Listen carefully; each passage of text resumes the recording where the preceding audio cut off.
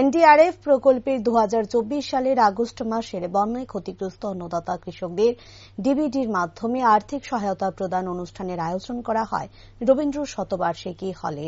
অনুষ্ঠানে উপস্থিত ছিলেন কৃষিমন্ত্রী রতনলাল নাথ সহ অন্যান্যরা। অনুষ্ঠানে বক্তব্য রাখতে গিয়ে মন্ত্রী রতনলাল নাথ বলেন, 42,22,000 মানুষকে খাদ্য উৎপাদন করে খাবারের ব্যবস্থা করে দিচ্ছেন কৃষক। একইভাবে গোটা ভারতবর্ষের 20 কোটি কৃষক 144 কোটি মানুষের জন্য খাবার তৈরি করছে। কিন্তু দেখা যায় কৃষকদের মূল্যায়ন আগে কখনোই করা হয়নি। তবে কৃষকদের শ্রদ্ধার সম্মান প্রথম করেছেন দেশের প্রধানমন্ত্রী নরেন্দ্র মোদী।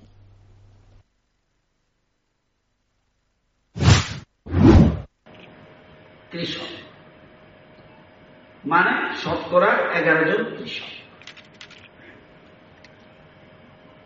তাহলে এই 42,22,000 মানুষকে খাদ্য উৎপাদন করে খাওয়ার ব্যবস্থা করে দিয়েছেন আপনারা। সেরকম ভারতবর্ষে 20 কোটি কৃষক 144 কোটি মানুষকে খাওয়াচ্ছে। তো এই যে জিনিসটা, কৃষকদের সত্যিকারের মূল্যায়ন কখনো আগে হয়নি। আমার রাজনৈতিক জীবনে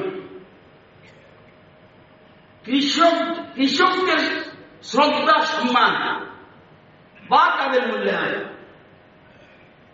করেছে সর্বপ্রথম দেশের প্রধানমন্ত্রী নরেন্দ্র মোদী। এর আগে কেউ কোনদিন কেউ চিন্তাও করে যে তাদের শ্রদ্ধা জানাতে হবে, তাদের সম্মান জানাতে হবে, তাদের আয় বাড়াতে হবে, তাদের আয় দ্বিগুণ বা তিনগুণ করতে হবে। কোনদিন কেউ চিন্তা করতে পারে। আপনারা জানেন যে এখানে আপনারা অনেকে আছেন, অল্প বয়সেরও আছেন, বয়স্ক লোকরা।